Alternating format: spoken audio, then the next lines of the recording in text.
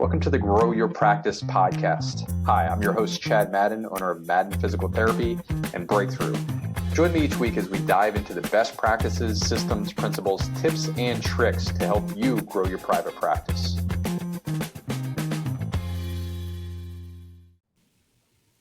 Hey everybody, Chad Madden here with the Grow Your Practice podcast. And today, I always say special guest. This is a very special guest because Ryan Christoff gave me my first physical therapy job. So not to steal your thunder, Ryan, but welcome to the podcast here. Thanks for having me, but you just stole my thunder because that's the only reason I'm famous. I gave Chad Madden his first job. I tell everybody. That's great. That's awesome. So we have some questions here and just for the listeners to reset here, I'm putting together a new book, Titans of Private Practice PT. Ryan is one of the industry leaders. You're one of the industry leaders that I'm interviewing, and then that will include in the book as well. So I'm going to go through some questions. Can you give everybody, before we get started though, a sense of your background as a private practice owner, entrepreneur, physical therapist, et cetera? Sure. Well, initially I started, I worked 4 years for a physician-owned practice, and it was a good experience. Also, I'm a certified athletic trainer, so I got to do some of that on the side as well. I moved back to the Pittsburgh area and worked for a large corporation for about 4 years, and I just decided it was time to go do my own thing. I had an idea of doing some consulting for PT practices, specifically physician-owned practices. And that turned out to be, it was great until everything was up and running, and then they didn't want you anymore. So after that, during that period, I was introduced to somebody who had another business in the industry and also had a PT practice. And as we were working together, he said, "Hey, do you want to come on board and look at this and see what we're doing?" So back around 2006, there was one PT practice, and I took a look at some things and how we could make it work. And so today we have 26 locations here in Western Pennsylvania. Nice. For you, Ryan, what's the book or resource that you've recommended the most to other practice owners and why? I would probably say, well, there's actually two books that I think have been so important to me. The first one is the audiobook, The Strangest Secret by Earl Nightingale. I listen to that at least once every 2 months. When I'm driving down the road, it motivates me. I get a lot of inspiration from it. And it's not just with, I think, my professional life, but also my personal life. You become what you think about. Do you constantly live in fear and think about all the bad things that can happen? Yeah, but, if you think about that, that's what you become. And he has some very good examples of how it's good and how it's bad and setting goals and so forth. So to me, that's probably my top audiobook. But also too, I recommend to a lot of people, Rich Dad, Poor Dad. Actually, Chad, you recommended that book to me, and it changed my life. It really did. That's awesome. I had you in for Rich Dad, Poor Dad. Love The Strangest Secret as well. That's that's a great one. What practice management tool, system, or purchase under $500 has had the biggest impact on your private practice success?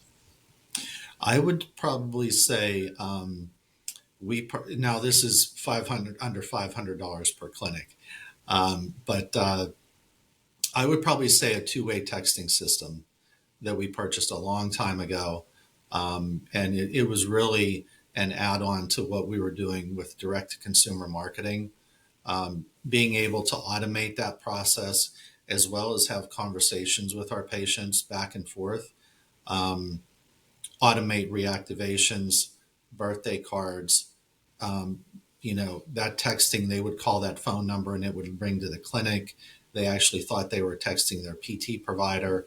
Um, it's been really successful for us. Smart.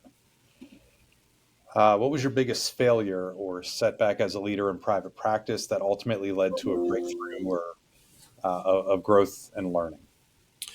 Well, I think I had to think hard about this question because I've made so many mistakes, right? But I think that I opened up a new clinic one time, and uh, it was interesting. We had a student who was working with us as a PT who was living in that area, but we also had a physical therapist assistant who had been with us for a number of years, and she was like, "There's a great location here. I know a lot of people in the area." It fit within our footprint at that time, and it made sense. Um, and it was very hard to do a pro forma in that particular situation because I didn't have a lot of data, and we were going to have to depend on a lot of direct to consumer marketing to grow that business. And I really didn't have enough information to go by when I took that step to do the clinic. It didn't cost us a lot of money. But what I realized after that, well, I'll take a step back. So the PTA got pregnant and left within a year. Okay, so she was the one who was from that area, was living in that area for quite some time, and then she moved back closer to her family. Um, and then the PT was younger. Um, he was he was motivated to do what we told him we were going to ask him to do, but it never worked out, and it failed for quite some time. Probably till about 6 months until we had to notify the landlord that we were going to not renew, and we got a superstar clinic director in there, and since then it's turned around. But I suffered for 3 to 4 years of losing money and trying to keep it afloat and try to get the right people in there. And it was tough. And I did not do my due diligence up front. I took somebody's word for it. Good lesson. Do Yeah. you have a personal go-to mantra or favorite saying other than the Earl Nightingale one you just shared? Can you tell Yeah. me about Well, that I don't say to people too much unless they know, but probably keep your foot on the gas. that? Nice. You just got to keep going. That's a mini Robert Kiyosaki as well. With I think he has a helicopter analogy, right? Where point the nose forward. Very Oh, similar. I don't think I've ever heard that. Oh yeah, he was a helicopter pilot, and I think in Vietnam. And the Yeah. one thing they have to train right away because the probability of getting shot was super high. Is the reaction is to pull back, and he says the whole the whole flight school for flying a helicopter is point the nose forward. That's the only way you're going to survive. Yeah. Um, Interesting. foot on the gas. Got it. What has been your best investment? Oh, you're going to have a really good answer here. Best investment in your practice, whether it's time, money, education, or energy. For me, I think it's time and thinking. I think some of the most success I've had with the business is thinking about things and coming up with ideas to be successful. Um, we have, through the years, I've been able to build some relationships and put those together, which have led to considerable expansion, all by sitting back and thinking about how having an idea and how to make it work. So we've spent a lot of money, but sometimes that's because we had to, sometimes that's because we made mistakes. But I think the most out of that, the success came by thinking about how to make something work and what's a win-win for both parties um, to make it succeed. Nice. What's an what's an unconventional practice management approach or weird habit that works surprisingly well for you? Um, so in our performance reviews, we have a most successful job accomplishments for the past year, and then identifying teamwork as an employee. and we have the employees fill that out themselves prior to their performance review. Nice. It's been very helpful. It's an eye-opening experience for them. That's great. In the last 5 years, what new mindset, system, or approach has most improved your practices, performance, and your quality of life? I think the mindset is you can't please everybody, especially right now with the employee demands, salary demands, things like that. Sometimes you just can't do it all. Yeah, You know. yeah. I feel like there's a work-life balance that needs to be thrown in there because I know that's a pretty common buzzword right now. I'm sure that's true in Western PA as well. Yeah, if I don't hear that 100 times a day, I never hear What advice would you give to a PT about to open their first practice, or what conventional wisdom should they ignore? Well, conventional wisdom, I think they should ignore is you don't have to rely on physician referrals to open up a practice. But my advice to them is number one, you got to consult an attorney. You got to consult your accountant. You got to set up your business the right way. You got to protect yourself the right way. You have to have a tax planning strategy. You have to have these business things in place other than just, hey, I'm going to use breakthrough PT marketing and I'm going to, which you should.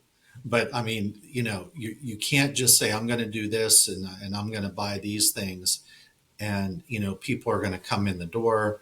Um, you got to understand the accounting side from a business part, and then how that accounting affects you personally, and how you protect yourself and your assets. So that's my biggest advice for anybody starting a practice. What's the worst piece of advice you commonly hear given to practice owners in our profession? You just kind of touched on it with the relying on physician referrals. Is there anything else that you'd add to that? I would say that's still the number one. Yeah. What have you, and I'm just reflecting on a story that I just got in the past week. A friend who had opened up within the last year, who lined up some physician lunches and thought that that was going to be the haymaker, and it didn't work out well. Yeah, I You agree. know what I've always said is if you talk to a physician and they tell you're going to send you this many referrals, divide that by two and take that number and then divide it by three. And you may get half of that. What have you gotten better at saying no to as a leader, and how do you protect your time and energy from the demands of running a business?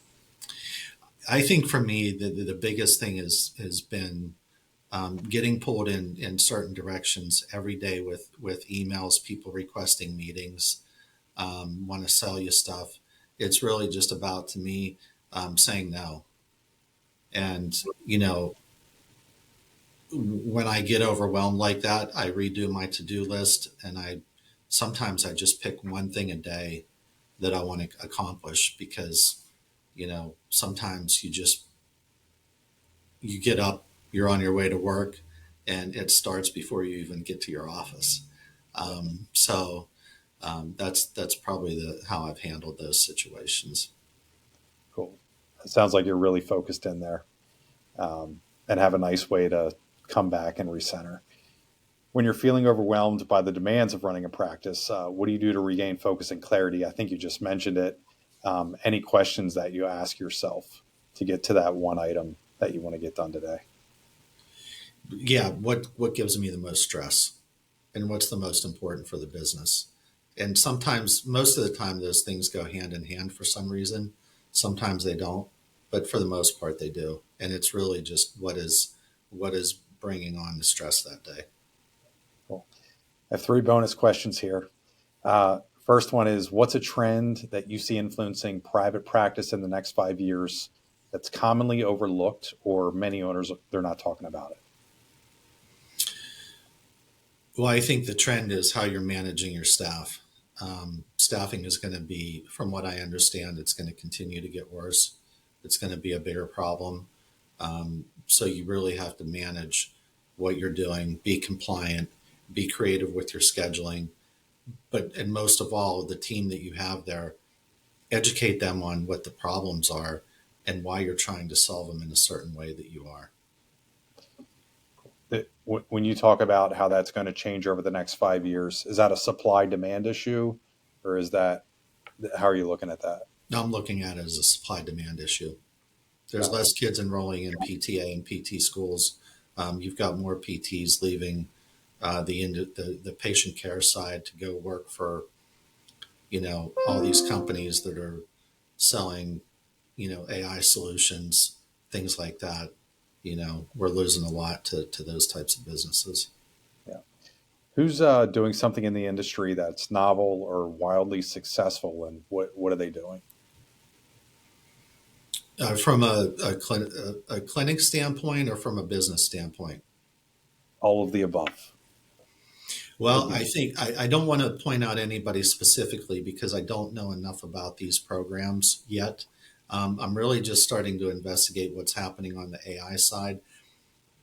There's the group that I know that has a system that it hasn't been perfected yet. I saw a little bit of it, but they're actually going in and the AI agent is searching the plan of care and it's looking to see if that patient is scheduled out, and then also looking at how many visits are left on the authorization, and and notifying you of who's going to need an authorization coming up.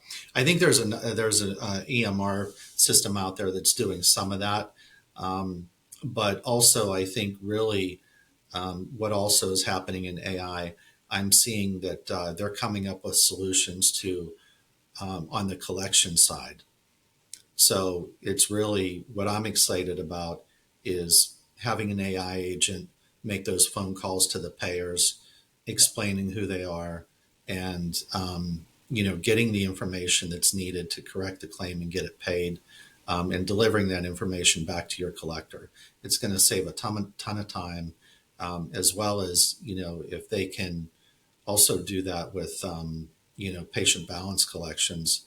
Um, you know, it's going to save us a lot of time and money. Yeah. I've talked with three that are working on that. I haven't seen anybody execute on it yet, though. But yeah, it's coming. It's here, almost. But yeah, excited for that as well. Yeah. Very good. Any parting words of wisdom here, Ryan, for other private practice owners as they're making their way through the beginning of the AI age and all of everything that's going on with reimbursements and HR and just about everything, all the other changes that are going on? My best advice is things are changing so fast that just do your best to stay on top of it. Keep yourself informed of the changes because they are happening faster than they ever have. Awesome. Well, this has been great, Ryan. Thanks for doing this, man. You're welcome, Chad. Thank you.